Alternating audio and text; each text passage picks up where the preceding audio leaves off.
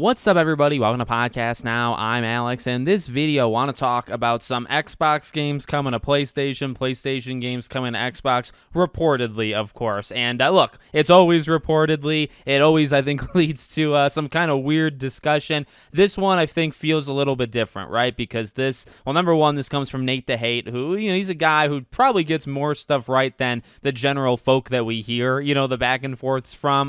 Jez Corden did jump on to kind of corroborate some of the stuff. So look, I think a lot of the stuff is going to start happening. I think the writing's been on the wall for a long time, and I think 2025 is that year. It just, let me tell you something, it's going to feel so weird to see a Halo logo on a PlayStation. I mean, if that, if you want to say if, this is still a rumor, but the day that actually happens is just a strange day. I guess we'll talk more about that in a second, but from Nate the Hate, okay, he talked about a couple different things. He did both sides, right? PlayStation, Xbox, Xbox to PlayStation.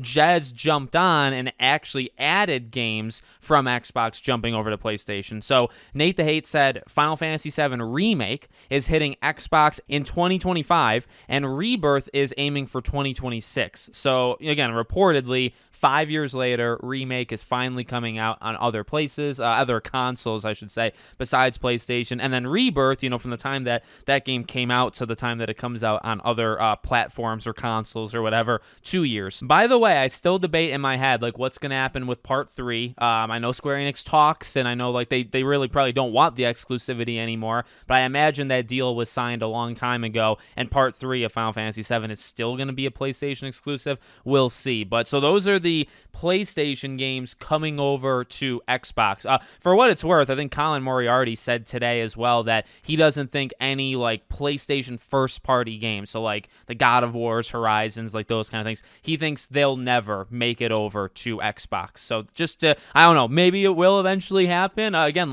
Halo on PlayStation versus God of War on Xbox, they're the same kind of strange feeling. But for right now, Final Fantasy VII Remake and Rebirth are the two big PlayStation ones coming to Xbox reportedly. Now, he says that he's heard the Microsoft Flight Simulator 2024 and Halo the Master Chief Collection are both slated for PlayStation, as well as actually the Switch 2. So this is one that's coming out not just on PS5, but also the Switch 2, which will also be kind of cool and also kind of weird. Imagine playing Halo 1, on your Switch 2. That would be fun. Now, Jez Corden says that he can, number one, back that up, and number two, he wants to add games to that list. So, okay, from Jez Corden, he says Hellblade 2, Age of Mythology, and potentially Gears of War 1 Ultimate Edition are also slated for PS5 in 2025. Okay, so all of this stuff, right, except for, I guess, Rebirth, all right? So 2025, Remake goes to Xbox, and then Flight Simulator, Halo, Hellblade 2, Age of Mythology, and potentially Gears of War 1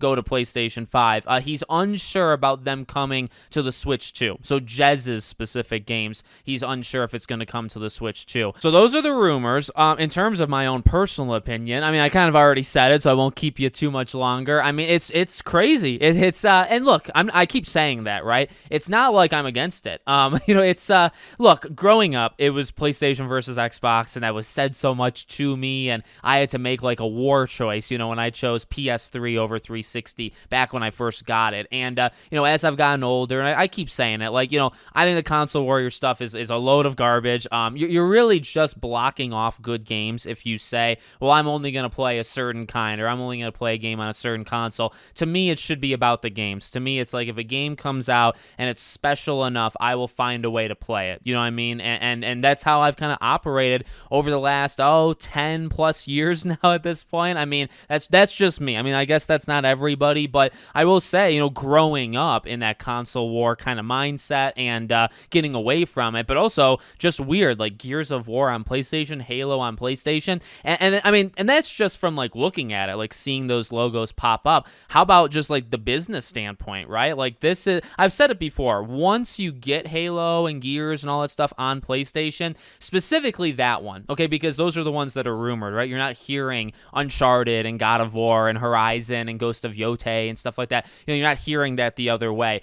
Look, I've long said, like, if this is Xbox's strategy, it's their strategy. They want you to play anywhere. I guess your PlayStation is suddenly going to become an Xbox, all this jazz. By the way, I think some of those advertisements are kind of weird. I'll just throw that out there. But look, I mean, if that's their strategy, that's their strategy. The one thing I will say, though, in terms maybe like a slight negative, is I've always backed it, where it's like if that's what they want to do, that's what they want to do. But you diminish the console entirely, okay? And you have been for years now. But once you do this, if this happens in 2025, it's over. It's over. Once you have Halo on PlayStation, once you have Gears of War on PlayStation, your Xbox is not. I mean, it is an Xbox and it is there, but the worth of it is next to zero, and it already kind of is next to zero. And they've done that to themselves. I mean, I don't think that was always the plan. In fact, I think that was kind of just a direction they kind of had to go in once they realized it's just not working. And again, like I'll back them up on that. I'll say, you know what, if this is their new strategy,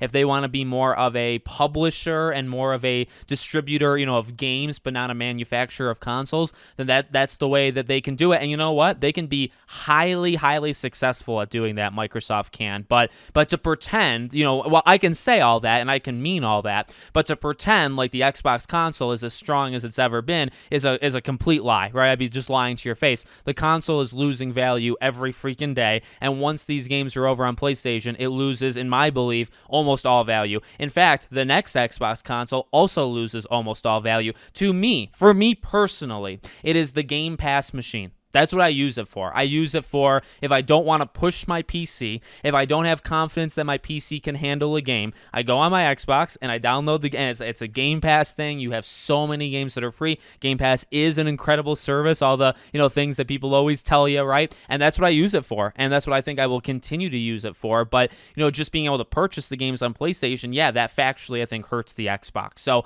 I think you can safely say that. I don't think there's anything. I'm sure people will find something controversial about it, but I don't think there's anything controversial about it. It's going to be a strange year, guys. Final Fantasy VII on Xbox and Halo and Gears, potentially others on PlayStation. What a time. What a time to live in. Let me know what you guys think in the comments. Make sure, as always, you're subscribed to the channel, bell icon turned on, and I hope to see you all on the next one.